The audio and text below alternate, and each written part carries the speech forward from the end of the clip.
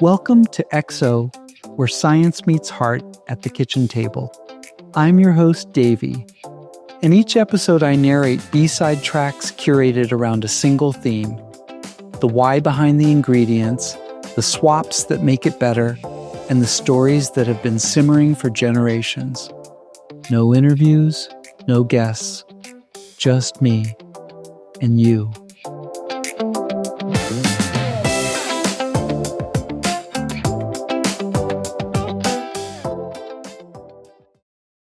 This is EP3, The Science of Heat. Before we get into the kitchen, the reactions, the layers, the moments where temperature does what no seasoning can, I need to tell you what this episode is really about. It's not about cooking techniques. It's about understanding what heat actually does. Because once you understand why food transforms at high temperature, you stop guessing and start building flavor on purpose. Once you understand that the most honest ingredient in your kitchen is also the simplest, you stop blaming the recipe and start asking better questions. Once you understand why rich food seduces and why it stops working by the fifth bite, you stop being fooled by it. And once you see a meal as architecture, every layer becomes a decision instead of an accident. 4 tracks. 1 kitchen. Let's build. Track 1. The burnt bit. The corner of the lasagna, the heel of the bread, the edge of the brownie, the crispy skin on the chicken thigh, the blackened outer leaves of a roasted Brussels sprout. Nobody fights over the soft center. Nobody asks for the pale piece. We all reach for the part that got closest to the fire and stayed there longest. I used to think this was just preference. Some people like crunchy things, but it's deeper than that. It's biological. We are wired to crave the flavors that only happen when food gets hot enough to transform, not just cook, but fundamentally change into something new. That transformation has a name, and once you understand it, you'll never look at a hot pan the same way. The Maillard reaction. Named after a French chemist who figured this out over 100 years ago. It's what happens when amino acids and natural sugars in food collide under high heat, above about 285 degrees Fahrenheit, and create hundreds of entirely new flavor compounds that didn't exist in the raw ingredient. It's not just browning. Browning is what it looks like. What it actually is: a chemical reaction that turns simple into complex. A raw onion is sharp and one-dimensional. A caramelized onion is sweet, nutty, deep, and layered. Same onion. The heat built all of that from scratch. A piece of bread is flour and water. Toast it, and you get compounds that taste like coffee, caramel, and roasted nuts. Flavors that aren't in the bread. The Maillard reaction created them. This is happening every time you sear a steak, roast a vegetable until the edges go dark, or crisp the bottom of a fried egg. Your pan is a chemistry lab. The heat is doing work that no seasoning can replicate. I couldn't get a good sear for the longest time. I'd put chicken in the pan, and it would steam instead of brown. Vegetables would go soft and gray instead of crispy and dark. I thought I was doing something wrong with the recipe. The problem was the pan. The Maillard reaction needs dry, sustained heat. If the pan is too thin, it loses temperature the moment cold food hits the surface. The temperature drops below 285 degrees Fahrenheit, and instead of searing, you're steaming. Moisture escapes from the food, pools in the pan, and everything stews in its own liquid. Cast iron fixed everything. It holds heat. When you put a chicken thigh skin down on a cast iron pan that's been heating for 5 minutes, the temperature barely flinches. The skin crisps. The browning starts immediately.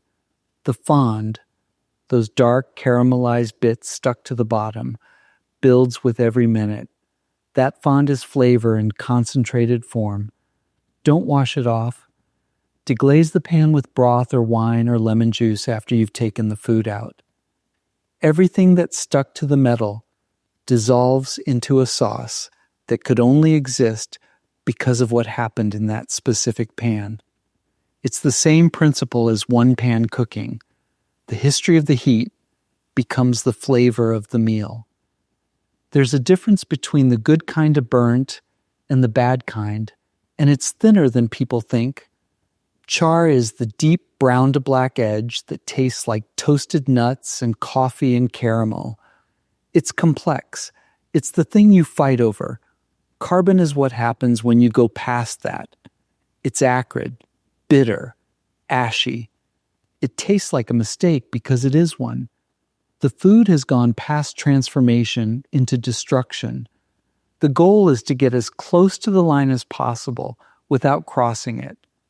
High heat, short time, good pan, don't crowd the surface.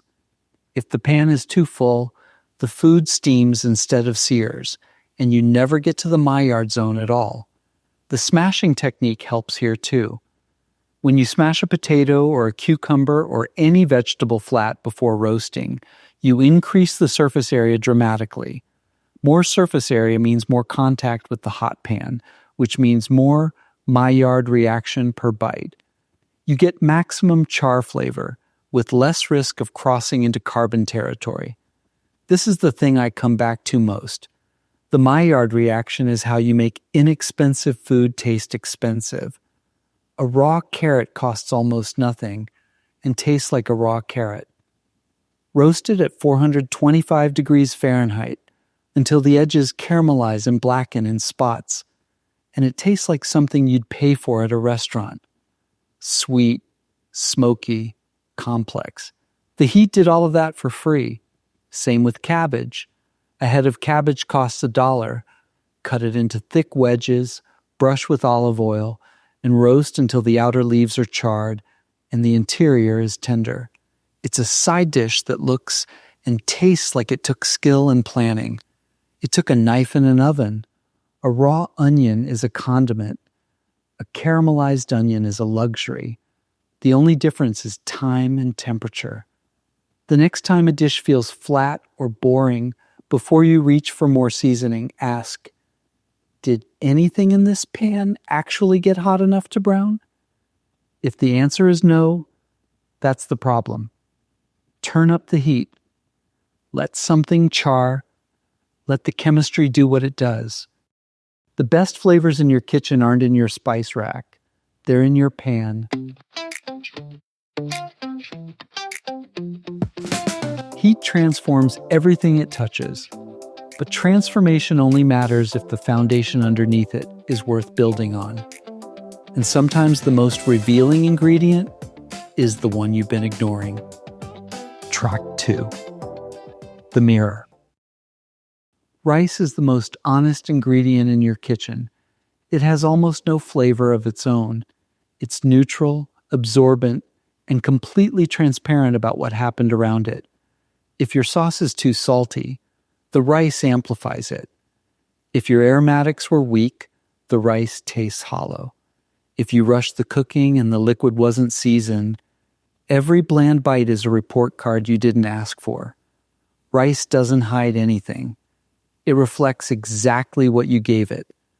That used to frustrate me. I'd make a stir fry with great vegetables and a good sauce, and the rice would just sit there, white, plain, doing nothing. It felt like the weakest part of the meal, a filler, a placeholder.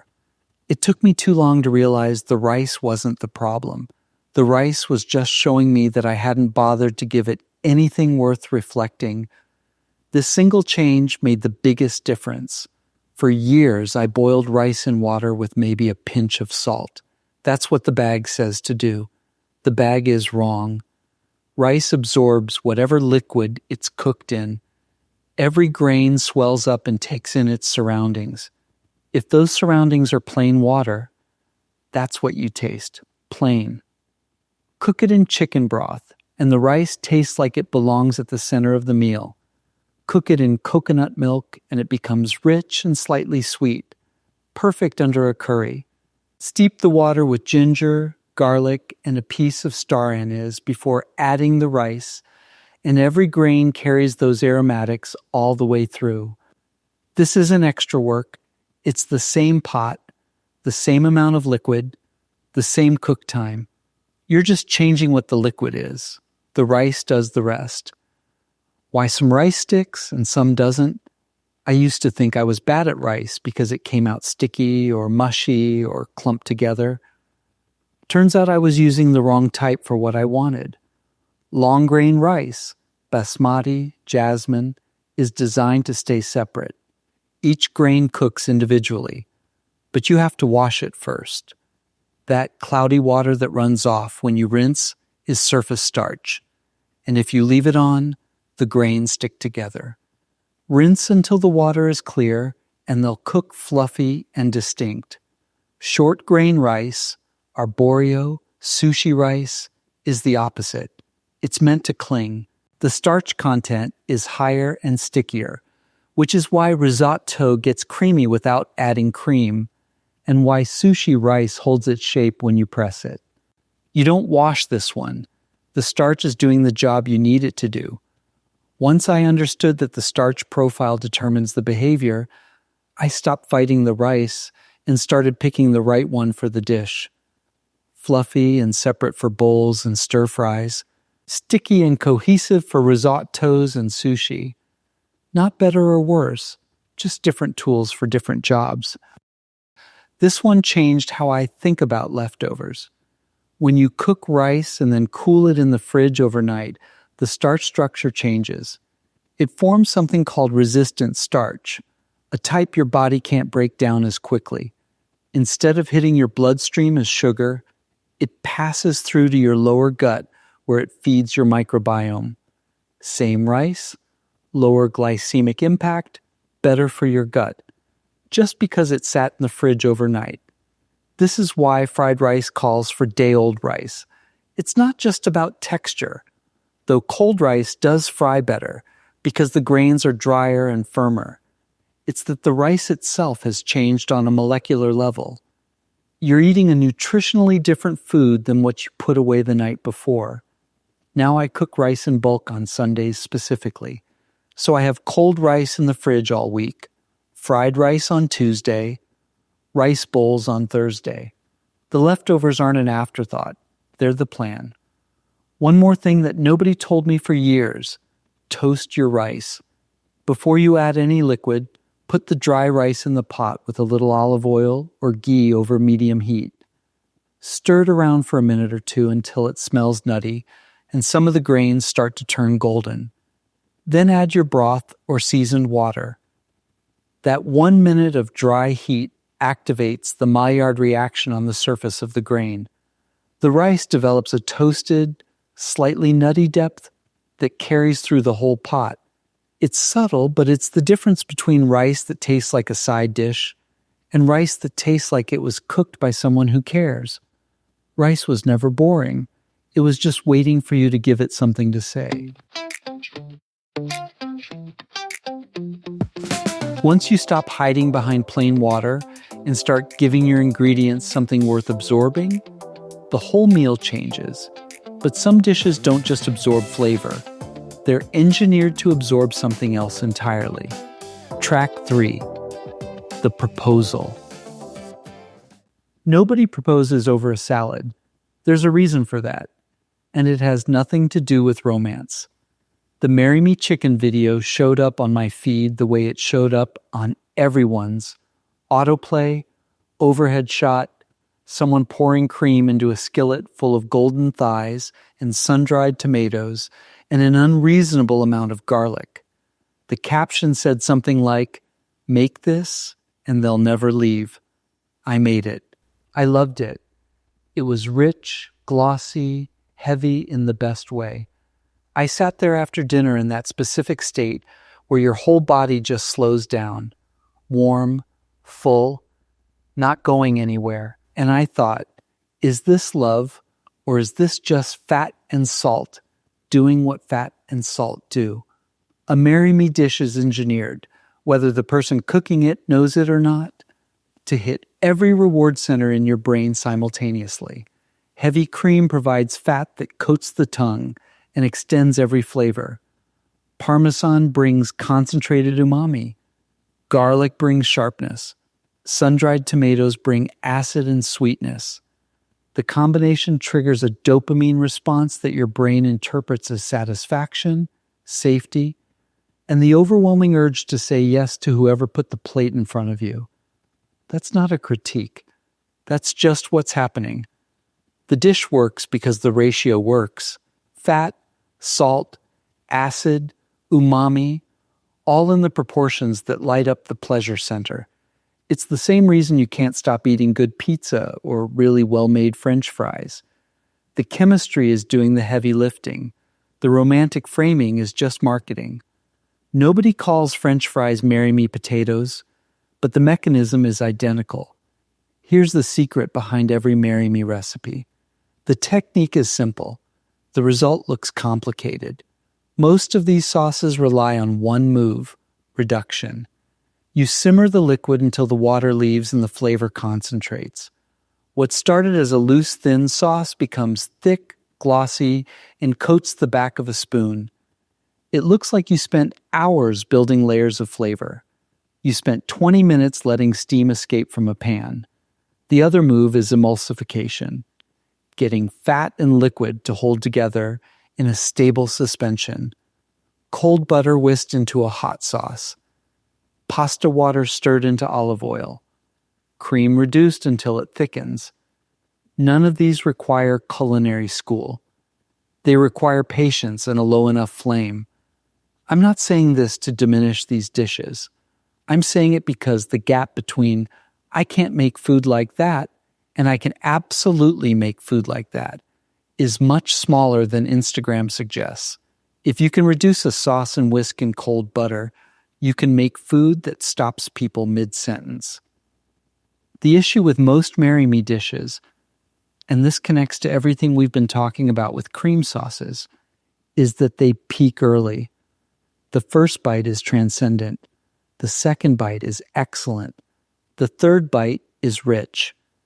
By the fifth bite, your palate is buried under a layer of fat so thick that you can't taste the garlic or the tomato or the herb anymore. Everything flattens into one note of cream. That's palate fatigue. And it's why most of these dishes leave you feeling heavy and slightly regretful, instead of satisfied and wanting to make it again.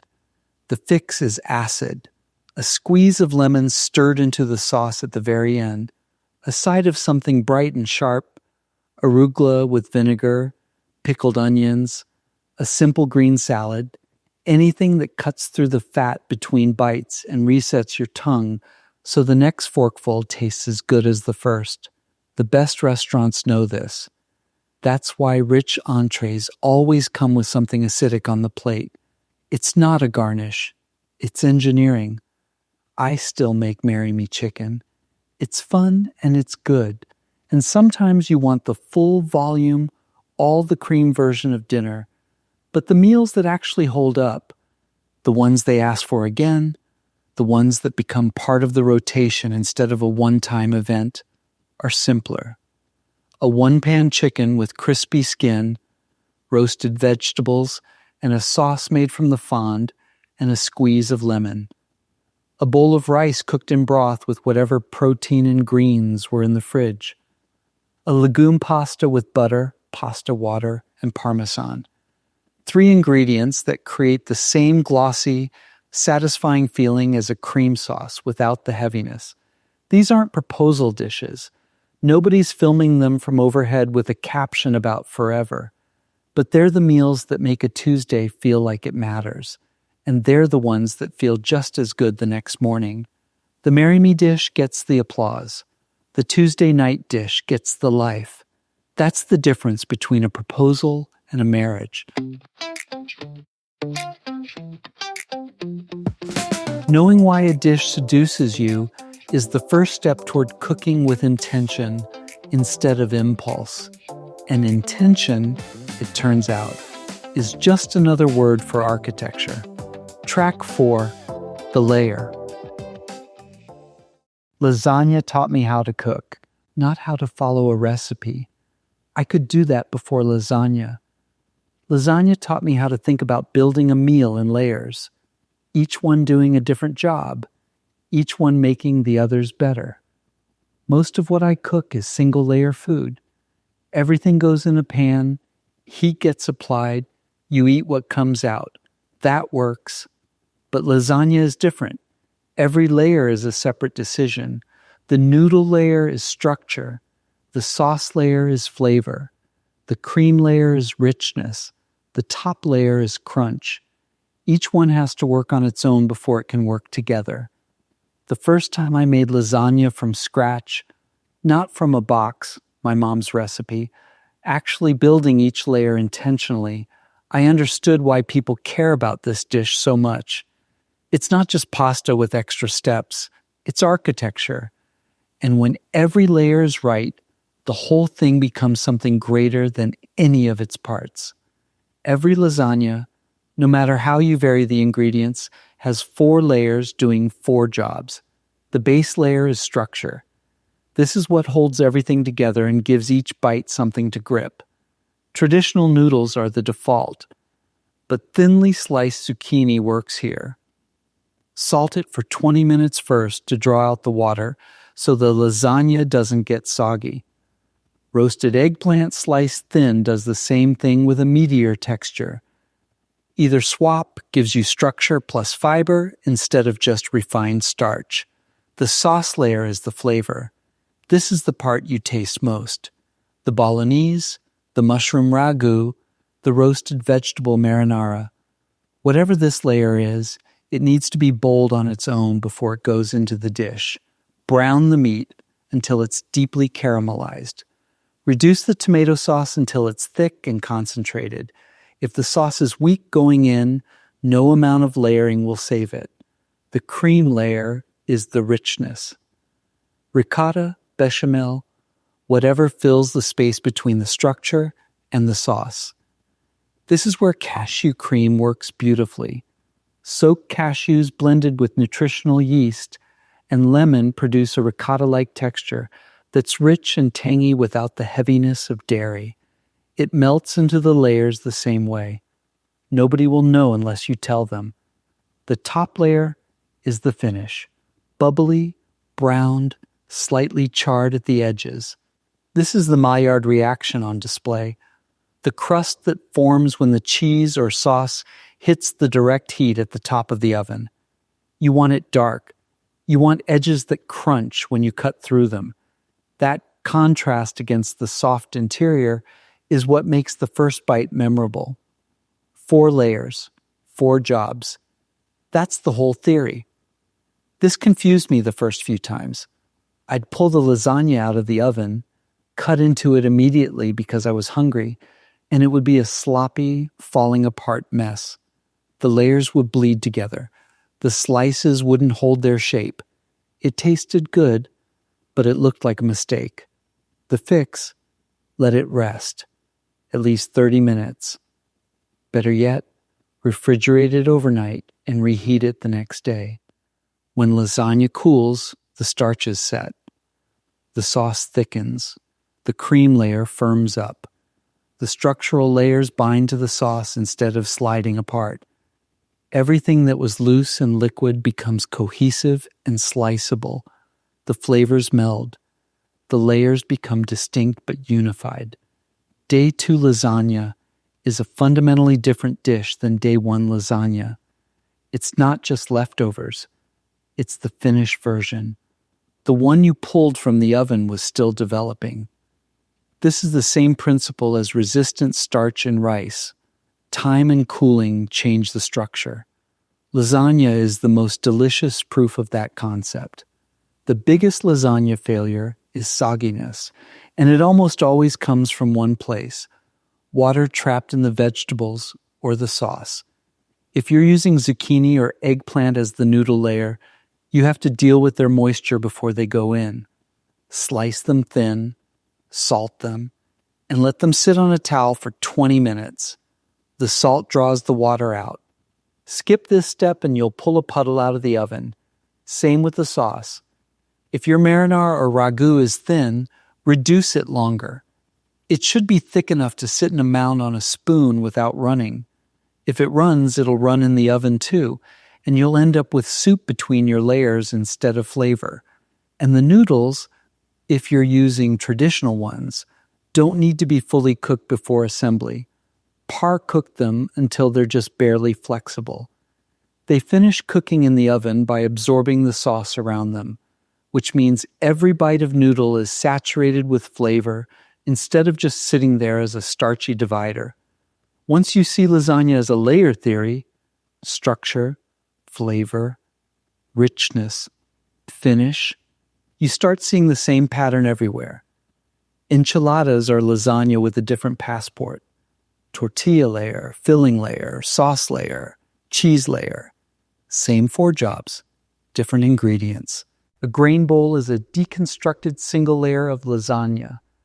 Base layer of rice or farro, sauce layer of tahini or dressing, protein and vegetables in the middle, crunch on top. Even a sandwich follows the theory. Bread is structure. Filling is flavor. Spread is richness. Toasted exterior is finish. The layer isn't about lasagna. It's about the idea that a great meal has components doing different jobs, and the way you stack them determines whether the whole thing holds together or falls apart. Build each layer like it matters, because it does. That's EP3, The Science of Heat. 4 tracks, 1 kitchen. The chemistry that turns simple into complex. The ingredient that reflects exactly what you give it. The dish that seduces you with science and leaves you heavy by the 5th bite. And the theory that every great meal is just layers doing different jobs. Heat is the tool. Intention is the technique. Build each layer like it matters.